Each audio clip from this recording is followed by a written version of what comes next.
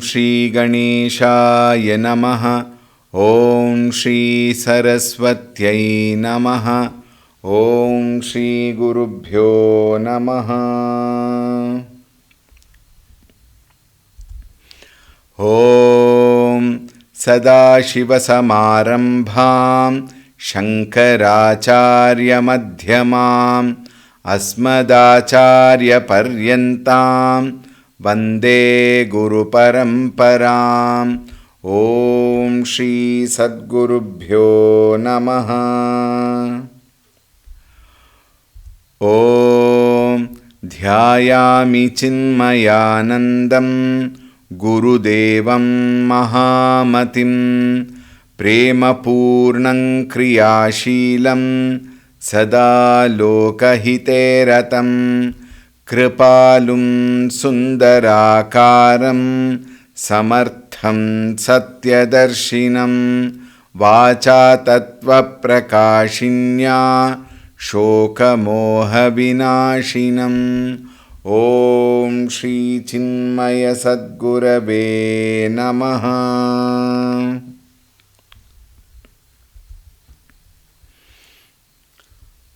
ॐ नमो नारायणाय। ॐ नमो नारायणाय। ॐ नमो नारायणाय। ॐ नमो नारायणाय। ॐ नमो नारायणाय। ॐ नमो नारायणाय। ॐ नमो नारायणाय। ॐ नमो नारायणाय।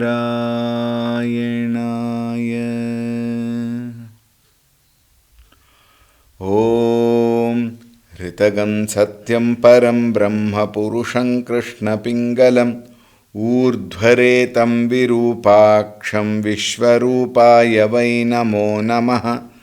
ॐ नारायणाय विद्महे वासुदेवाय धीमहि तन्नो विष्णुः प्रचोदयात्।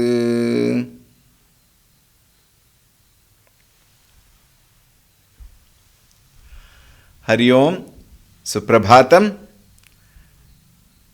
A warm welcome to the last day of the series. Om Shuklambaradharam Vishnum Shashivarnam Chaturbhujam Prasannabadanam Dhyayet Sarva Vignopashantaye.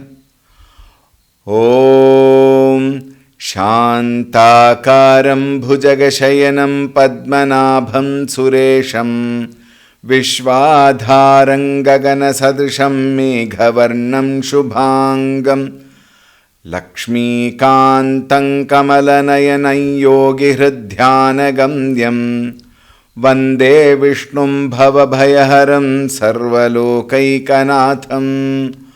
ॐ नमो भगवते वासुदेवाय। ॐ नमो भगवते वासुदेवाय। ॐ नमो भगवते वासुदेवाय।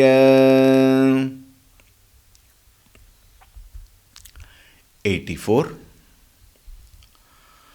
ॐ शुभांगो लोकसारंगः सुतन्तुस्तन्तुवर्धनः इन्द्रकर्मा महाकर्मा कृतकर्मा कृतागमः उद्भवः सुन्दरः सुन्दो रत्ननाभः सुलोचनः अर्को वाजसनः शृङ्गी जयन्तः सर्वविज्जयी सुवर्णबिन्दुरक्षोभ्यः सर्वभागीश्वरेश्वरः महाह्रदो महागर्तो महाभूतो mahanidhihi.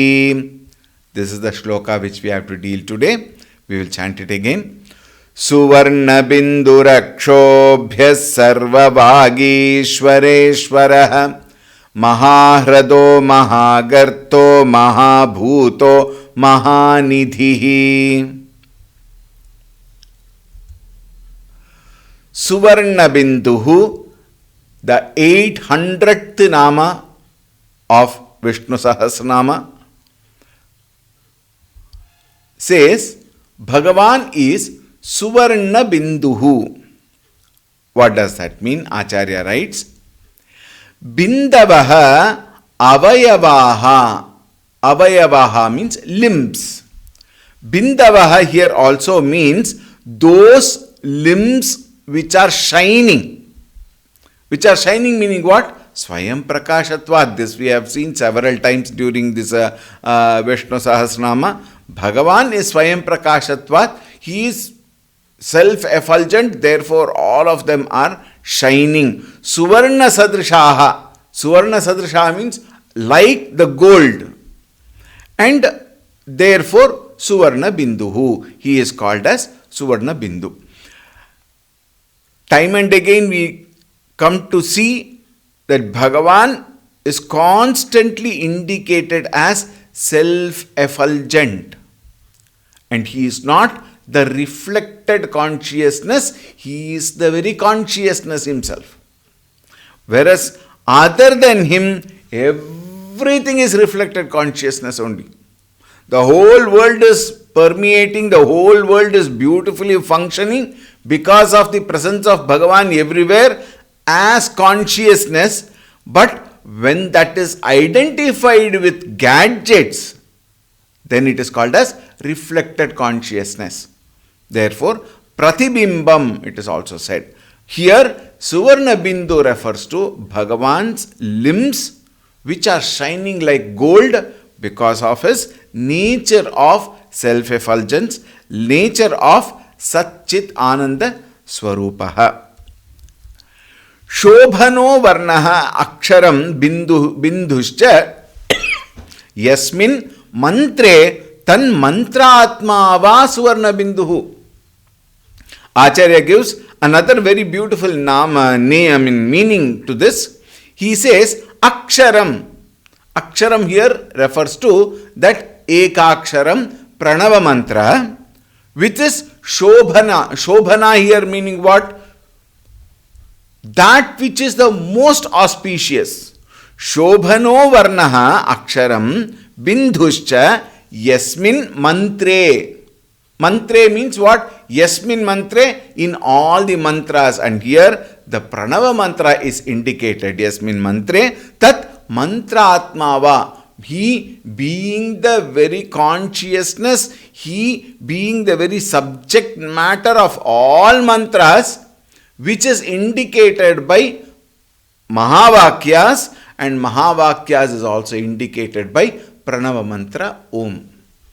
Omkara Shabdena, by the very letter Om, it indicates everything put together which is enlivened by consciousness. Therefore, Shobhanaha, Shobhano Varnaha, Om therefore is called Suvarna Bindu. And one more thought here, one Acharya writes, it is derived from the verbal root Avarakshane. Om is that which protects. Therefore, Avarakshanat Onkaraha, he writes, there, which means one who protects, being the name of the mantra, which is nothing but the name of the Lord, who protects and blesses all of us. Bhagavan is called Suvarna Binduhu.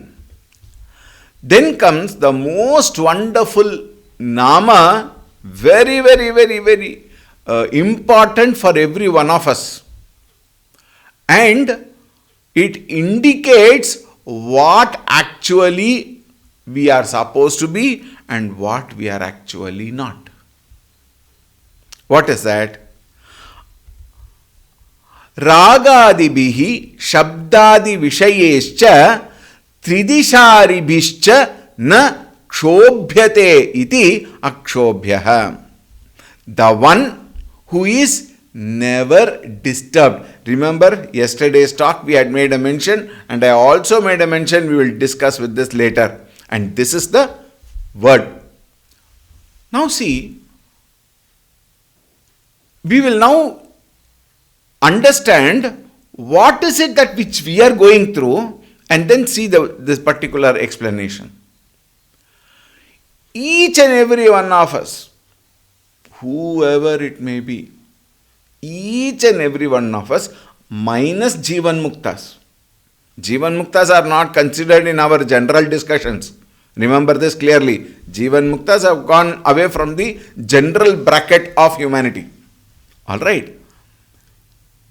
Everybody have got three types of tapa. That is why we say Om Shanti Shanti Shantihi. What are the tapa? Adhidaivika, Adhibhautika, Adhyatmika tapa we say.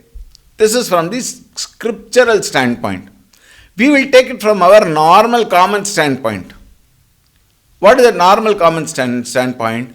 All of us are afflicted physically, we are afflicted emotionally, and we are also afflicted intellectually. Spiritual, we'll keep it aside for the other type of discussion. That is Om Shanti Shanti Shanti, which we said, Adi Daivika, Adi Bhautika, and Adhyatmika. This one, that is spiritual tapa, which we will have, which we have to cross over. But even at our common levels, we are disturbed by our own afflictions of the physical body. What are they? One, afflictions from our own self-created disturbance. What is it self-created? When we don't take care of our body properly. What is this body? This body is a vehicle, a gadget, an instrument through which I travel from ajnana to jnana. When I say ajnana to jnana, we use this vehicle from jiva bhava to paramatma bhava. This is from the spiritual standpoint. From the laukika standpoint also, this body is extremely important. Is it not? Whatever I want to perform, whatever I want to achieve in this world outside, this physical body is very, very important. Param Puja Gurudev once said, first 25 years, if you take care of the body properly, the next 75 years, the body will take care of you properly. And if first 25 years you live in a very indisciplined way, the next 75 years, the body will trouble you. Therefore, one need to check. However, it is unfortunate that most of us understand this jnanam, that first 25 years we have to take care and all, we only understand after 25 years. Why? We have no time to understand. We have lived a very licentious life. We have lived a very unrighteous life. Very desire-prompted, desire-provoked life. Because the skin is tight, the flesh are tight, therefore we have a feeling, I can do anything in this life. I am everything. Think. And then we abuse our body. Frankly speaking. We abuse our body in the name of what? Enjoying. And then what happens? Body accepts, because at that age it can take all those jerks. But it will wait for its time. A time comes when you no more have the efficiency to enjoy the way we were enjoying in the younger age. At that time the body will say, now take this. The knee joints will start paining. Isn't it? The shoulders will start paining. The feet will not have strength. The shoulder will not have strength. Back pain to hai hi. Isn't it? Then constantly head will pain, then eyesight will reduce, hearing aid is required. Slowly the body will say, now address this, now address this, now try this.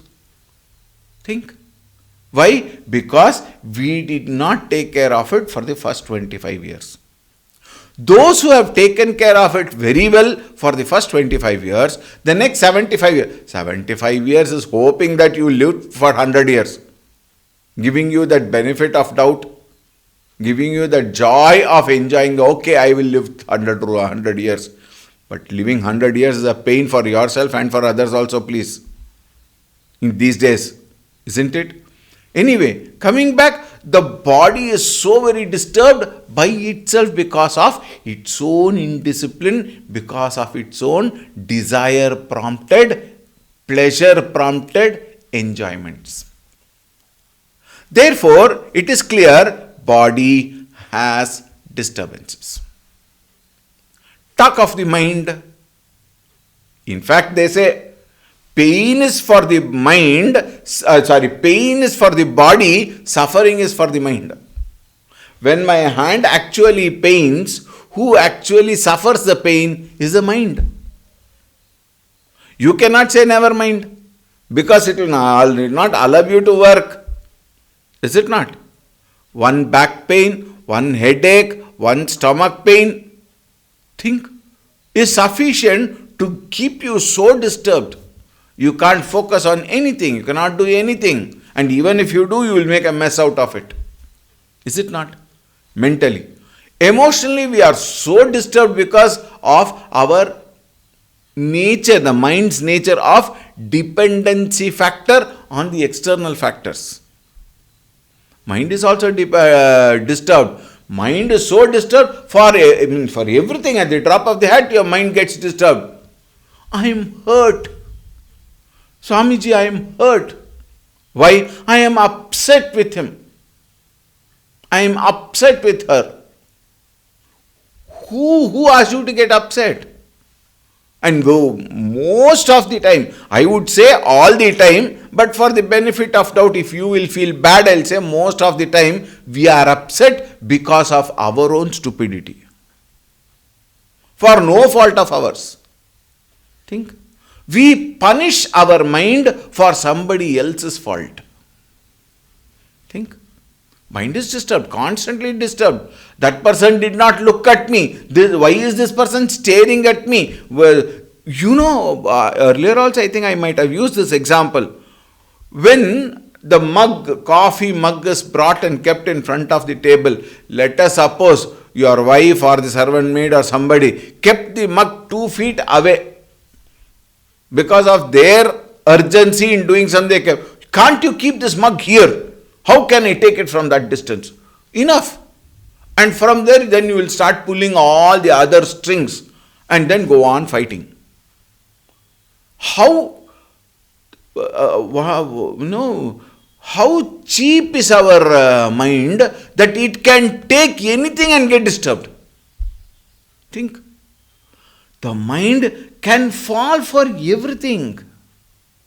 Why? Because we have no control of our own mind.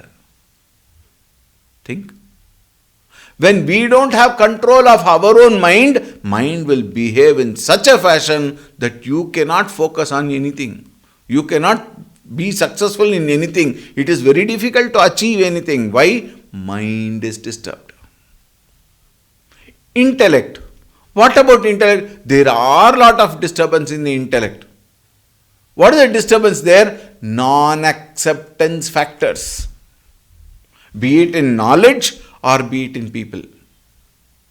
When I don't accept anything, then the intelligence revolts. It rebels. And again, that gets carried away as agitations in the mind.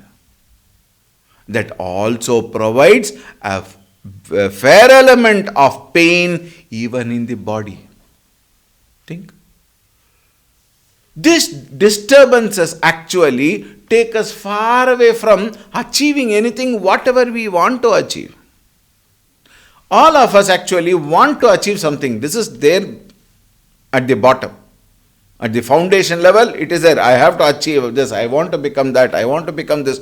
This is there in our mind, but at the same time, because of the fact that we are unable to hold on to ourselves, because of the fact that I allow disturbances physically, emotionally, intellectually, we are unable to succeed in accomplishing our goal. And therefore, once this agitated mind is not well controlled, once I am unable to achieve what I want to achieve, that also contributes to the agitation. And then what happens? Not only that I am agitated, I distribute agitations. How do I distribute agitations? At home, at everything I will start shouting. At everything I will create noise. Isn't it? And thereby others also get disturbed for no fault of theirs. Think. And there is a Kurukshetra in every home. Reason? Non-acceptance of situations, of people and things. If we can tune our mind, if we can learn to accept things and beings as they are, you will find a lot amount of agitations are settled. Settled in the sense what? No more agitations. Mind will accept. Okay, this person is like that. Finished. That person is like that. When I want things to happen the way I want it to happen, then agitations supplied and guaranteed free of cost. Akshobhya, when it is said, Bhagavan is one who does not get disturbed, who does not get agitated for anything in life. For him, life is also one play. Life is given to others for play. He is of course Atma, one who is never afflicted or never disturbed by anything such as desire, hatred, Kama, Krodha, Lobha, Moha, Mada, Matsarya, Raga, Dveshadi. None of them can affect Bhagavan. That is all for human beings. Why? Santushtaha. Satatam Santushtaha Bhagavan. Therefore, there is no desire. Because there is no desire, no anger, jealousy, greed. All these does not come. Why? He is everything, in fact. Not only accomplished, there is nothing called accomplishing, he himself is everything. And therefore, he is not even afflicted by objects of senses. It can be not only objects, things, it can also be beings. None of them can affect Bhagavan. Therefore, Ragadibihi Shabdadi Vishayescha Tridasharebhischa Na Kshobhyate, can never disturb. Iti Akshobhyaha. The next one is a very beautiful nama. Sarvavagishwareshwaraha. What does that mean? Sarvesham Vagishwaranam. There are so many people who are very good, very oracious, very good in their vocabulary, they are very good in communication, excellent speakers, oracious speakers. Vagishwaranam Brahmadinam api, including Brahmaji, the creator. Ishwaraha, he is the Lord. Therefore, Sarva Vagishwareshwaraha, Sarva Vagishwaranam Ishwaraha. Now this we have seen in certain avatars very beautifully. Talk of Rama Avatara, how beautifully he was able to convince his mother that he had to go to forest. At every stage you see, at every place, he was able to convince people so beautifully without getting agitated. In our case, we want to say something, we want other person to accept. Therefore, we bring all vada and kutarka vada. For what? To make the person accept. If you see in Rama Avatar, he never had to argue kind of a thing with anyone. His way of presentation would definitely make other person accept. Think. That is called ability to communicate. Communication skills we call. Isn't it? What to talk of Krishna Avatar? All the gopikas come and then complain about Sri Krishna. Your son, Yashodamaya, your son is coming and disturbing all of us. He is stealing away the butter. And our Krishna, very beautifully in a corner, मैं नहीं माखन खायो. I have not eaten. I did not eat butter at all, Mama. They say, no, he has eaten. So mother comes. Did you eat? No. I have not eaten. But why are they saying so? They are all, actually speaking, they all come here with one bahana. What is that bahana? They want to see me. They want to see me. They want to play with me. Because I am not coming, because I am with you, they are making some bahana and they are coming home. They want to see me. They love me a lot. Like that he gives one argument. And then argument number 2. Where have they kept the butter?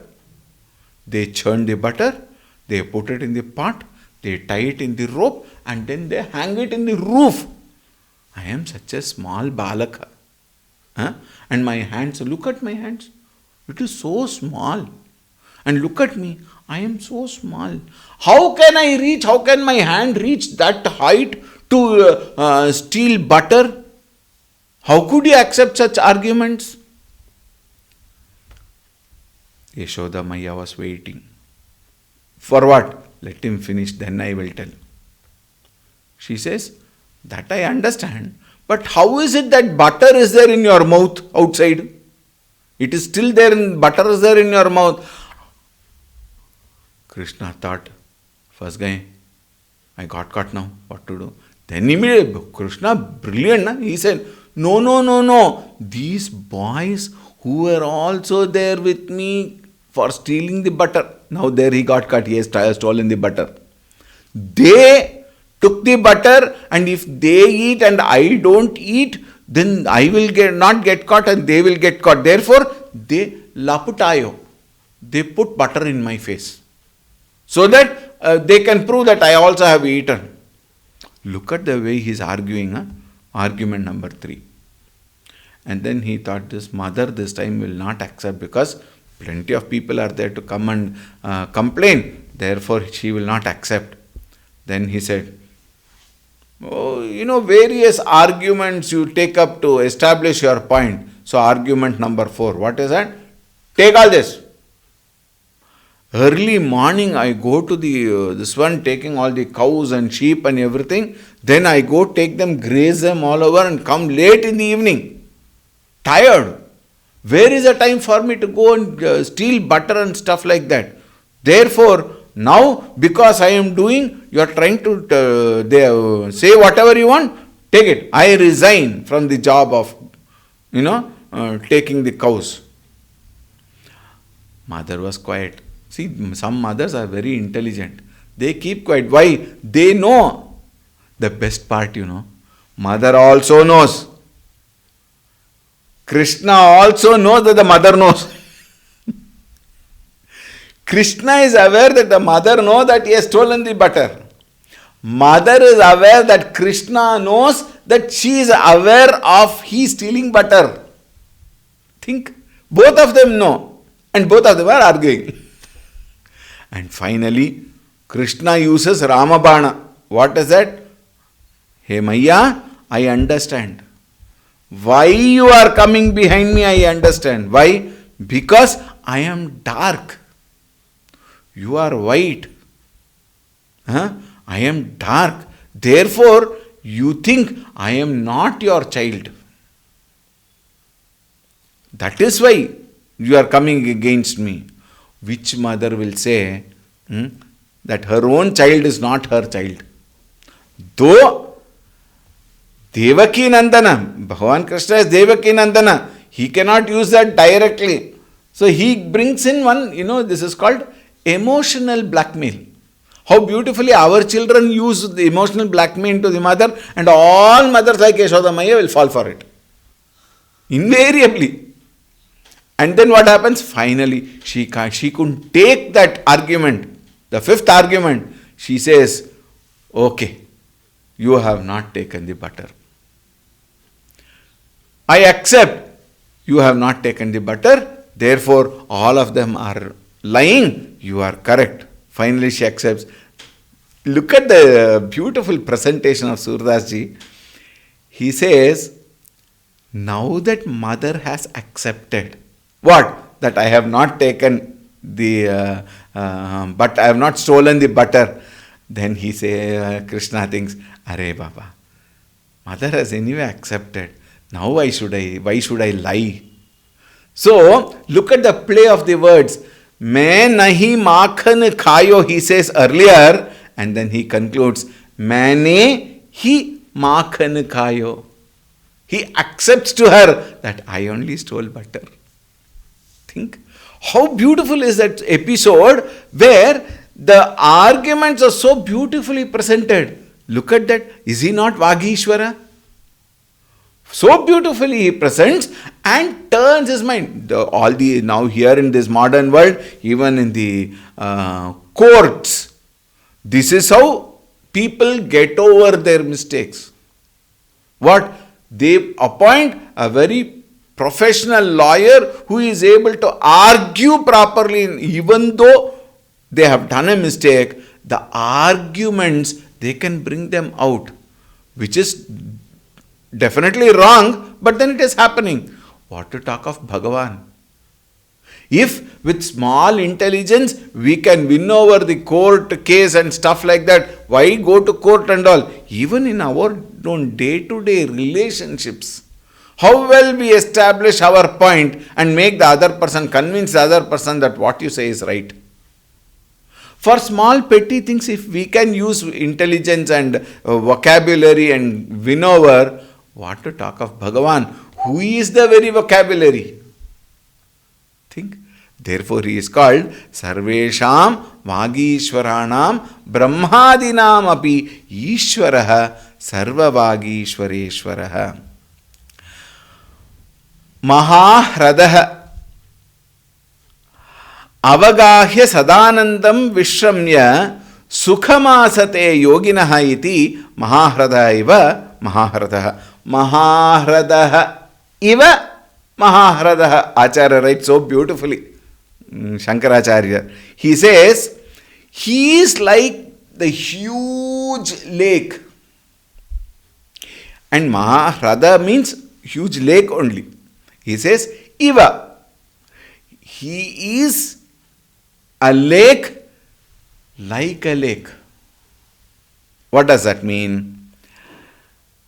A big lake like Mahasarovar here is referred to as ocean of Ananda.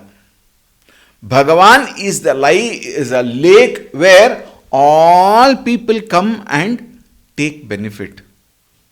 Even Pashu Pakshi Pranis, they come there, they take water. Please remember, look at your own experience. When I am thirsty, when my throat is dry, what do? We go and take a cup of water, a glass of water. Now, think of that experience when my throat is dry, when I am probably coughing or something, and then I take a glass of water and drink. At that time when the water goes inside, what is my experience? There is absolute relief. There is absolute joy. Why? That water, when it goes inside, soothes my throat and I feel, isn't it?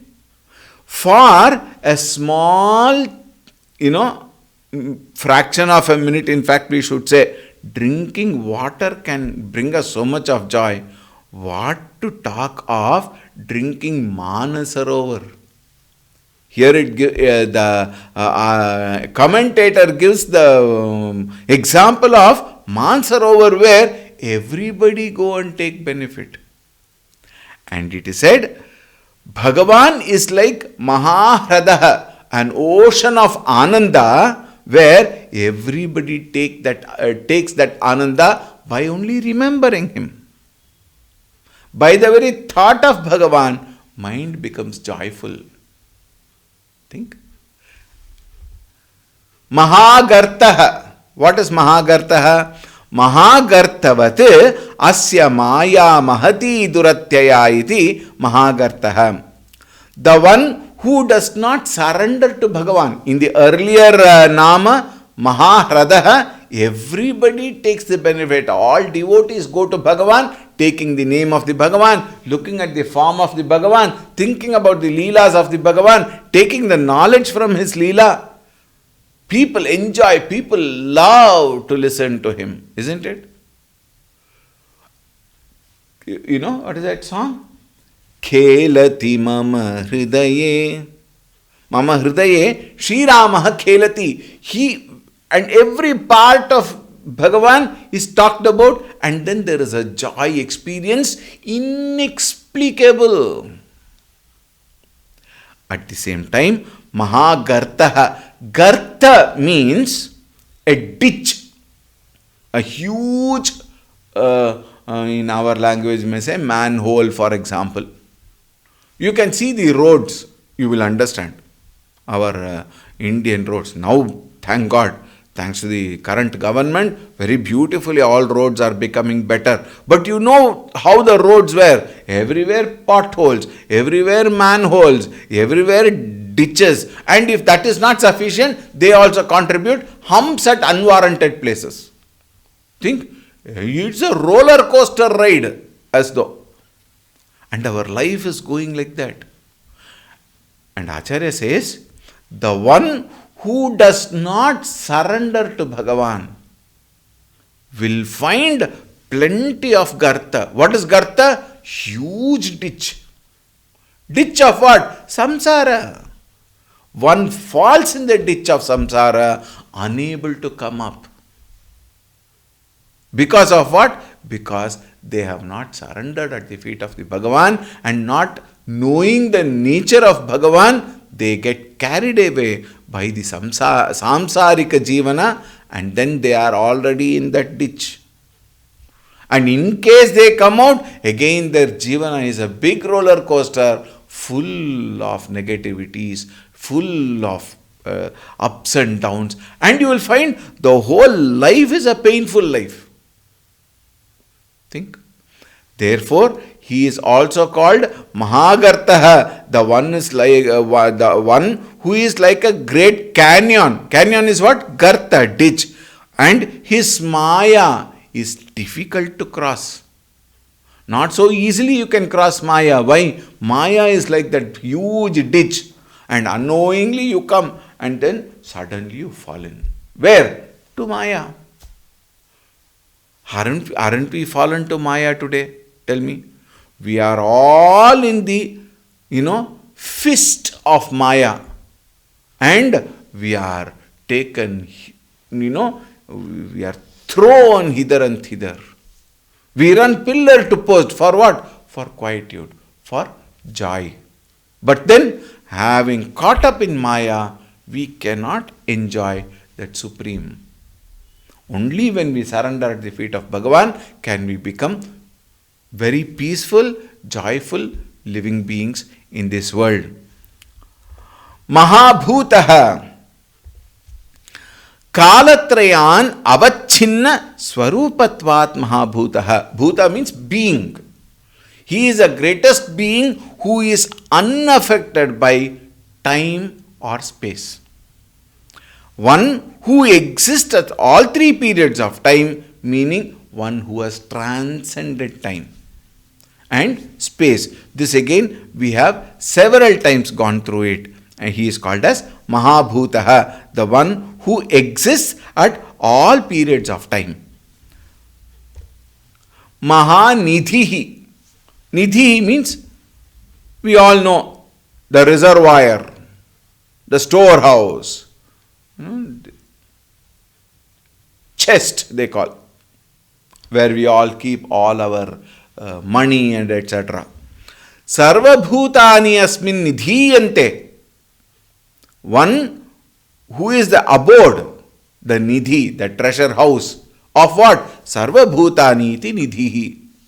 And mahanscha asau nidhischa iti mahanidhi. Bhagavan indicates the karmadharaya samasa here, where he says mahan Bhagavan, and he is the nidhi, therefore mahanidhihi. This is a very easy thing to understand. Every one of us surrender at the feet of Bhagavan. Why?